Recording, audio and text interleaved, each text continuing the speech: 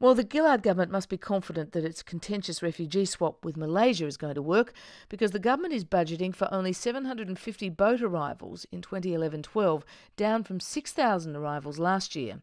But the deal that could help drive down arrival numbers, the refugee swap with Malaysia, has not yet been signed. And it's also been criticised by the United Nations Human Rights Commissioner, Navi Pillay, as a violation of international refugee law. Navi Pillay met with the Immigration Minister Chris Bowen yesterday, and the Minister joins you in our Parliament House studios. Chris Bowen, welcome to breakfast. Good morning, Fran. Thanks. Minister, the government's budgeting for only 750 boat arrivals in the coming financial year, down from 6,000. How do you come up with that figure? Well, these are figures that are determined annually by people who do the budget costings, and they take into account government policy. We have a government policy which means that people who arrive in Australia by boat will be removed to a third country. It's well known we have this arrangement with Malaysia, so that's the formula that goes into it. Now, obviously, the vast majority of the costs in the budget for managing the people we have in our detention centres are for people already in detention.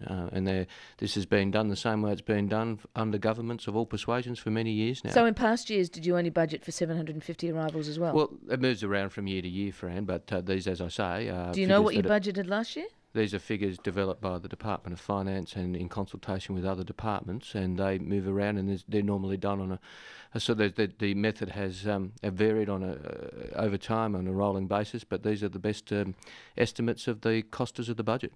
So if the government is so confident that this policy change, the Malaysia deal, will have an impact on boat arrivals, why didn't you go to get the offshore processing plan up 2 years ago? The opposition's been telling you to do that for years. Well, Fran, the opposition has been calling for a return to temporary protection visas, and after temporary protection visas, the number of people arriving in Australia by boat, including women and children, went up.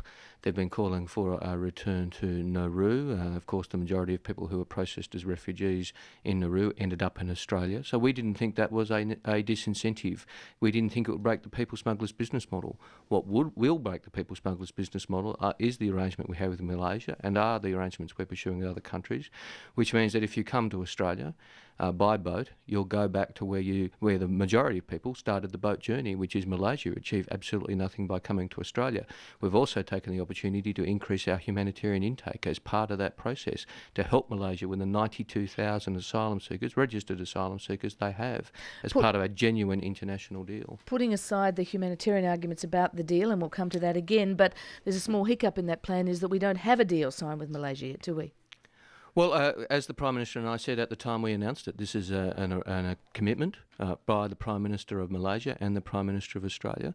It's something we've been working on for a long time. I've been to Malaysia several times over the last 6 months to negotiate this, lots of discussions with my ministerial counterpart. We're now sorting out some of the finer implementation details, but can I say, Fran, I'm very happy with the way that process is going. It's very constructive. There's a spirit of goodwill between the two nations, and we're working those issues through, and I'm very satisfied with the progress in those discussions. If there's no sticking points, when do you think it'll be signed? In coming weeks. 2 weeks, 3 weeks, 5 weeks? In coming weeks, Fran. Coming weeks can mean anything, really. Well, we're talking weeks, not months. And we'll have more to say What about is the that, hold-up? Is it at Malaysia's end? There's no hold-up at all, Fran. Well, then why isn't it signed? Well, because 2 weeks ago the Prime Minister and I said it will be signed in coming weeks, and that's still the position. And we have progressed those discussions. And as I say, while I'm not going to comment in detail about the elements of those discussions, there is no sticking point as such. We're working through some of the fine implementation details of what is, frankly, a complex operational issue, returning people from Australia to Malaysia. But they're discussions that are going well in a spirit of goodwill, and I reject that any suggestion that those discussions aren't progressing very well. Okay, talking of discussions, you met with the UN Human Rights Commissioner Navi Pillay yesterday. She has said publicly, since she's been here in Australia, that you can't send individuals to a country that has not ratified the torture conventions on refugees. In other words, Malaysia. What did she say? Did she say that to you in private? Well, I'm not going to go through what was a discussion between her and I, but what I will say is we had a very productive discussion in which I ran through the High Commissioner the arrangements in place with Malaysia, the commitments given by Malaysia, and also the very close engagement of the United Nations High Commission on Refugees, and the comments made by the United Nations High Commission on Refugees as late as yesterday that they didn't see any issues that couldn't be worked through in relation to the arrangements with Malaysia. And that was she mollified by that, reassured by that? Well, I'll leave her to make her own public comments, but she did very much welcome the conversation that we had and told me that she was warmed by some of the things that I explained to her. But I'm not going to speak on her behalf. But what I will say is that the United Nations High Commissioner for Refugees has said that this is a step forward, potentially a step forward in terms of protection for refugees in the region, and presents a model that countries can look at. And of the 42 million displaced people in the world, many are in countries that aren't signatories to conventions. That doesn't mean that United Nations or other countries don't work with those countries to find outcomes which can improve the protection outcomes and also break the business model of the people smugglers. For this to appear anything more than a quick political fix for Australia, though, this one-off deal with Malaysia, it needs to be patterned across with a number of those countries who, as you say, hold hundreds of thousands of refugees basically stuck there, can't go anywhere. To address this problem needs to be a regional solution. Is this still being discussed at that level? Any sign that this is going to be a broader solution here? Well, Fran, I'm not sure I necessarily accept the premise of the question, but what I will say is that we've said that we would have discussions under the Bali process framework, which was negotiated a couple of months ago with Kevin Rudd and I as Australia's representatives, which provided the framework for this arrangement with Malaysia and other arrangements, and we would continue to discuss those with other countries. As is well known publicly, there are other countries who've expressed an interest. I welcome that.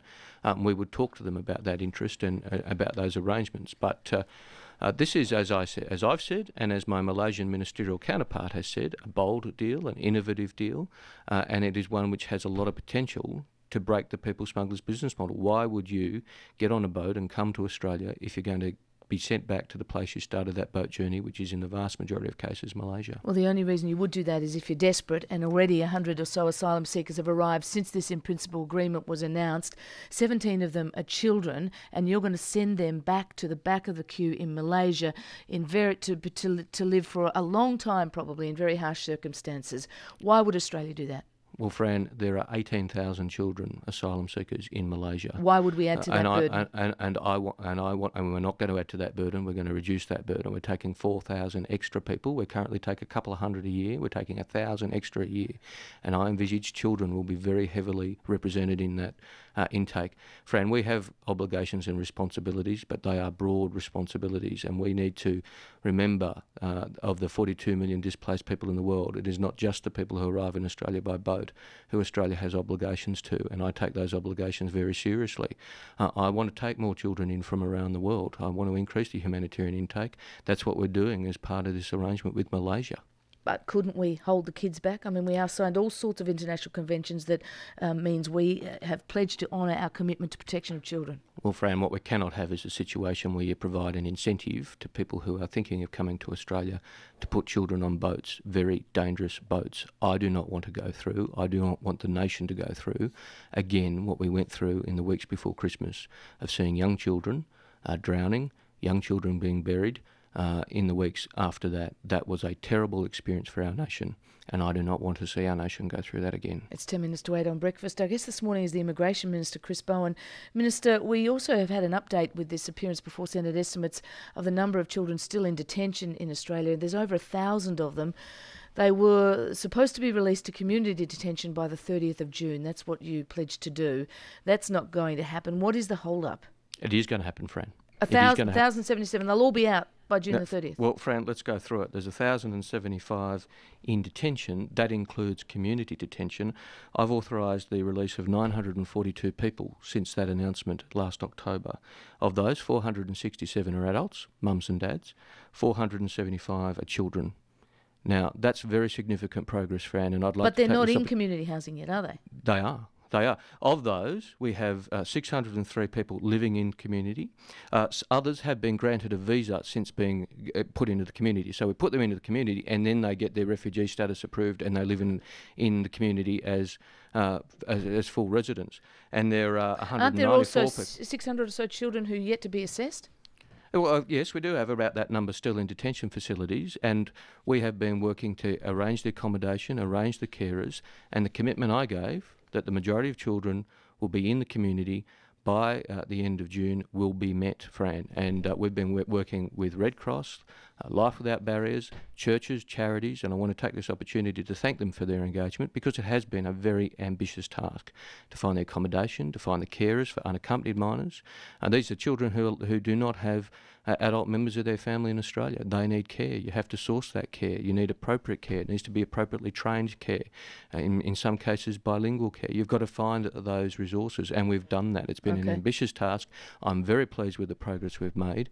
I know some people sit around and say, well, it should be done faster, but we've been working with charities and with churches, and we've been getting the runs on the board, and we've been doing it. And just briefly, Minister, on another matter, I think you've probably known former Labor National Secretary Karl Batas since young Labor days. Do you think it's appropriate for him to take a government relations job with Crown Casino? Yes, I do. I think that we're the government that's introduced a lobbyist register, and we're the government that's introduced guidelines around that. I do think if people are involved in politics, it does not mean that they shouldn't be able to have a second career after they leave politics and to be involved in those sorts of things. I think if we're going to attract people to politics and attract talented people to be involved in politics, you've also got to have a situation where they can, at a certain time, move on. But you've got to have the appropriate rules in place. Mr Batar, in his arrangements with the government, will be treated appropriately. That means that he will not get any special treatment, any special access. He'll be treated like every other government relations person, but he has a right to earn a living, and he has a right to do that. Chris Bowen, thank you very much. My pleasure. Chris Bowen is the Federal Immigration Minister. It's 7 minutes to 8.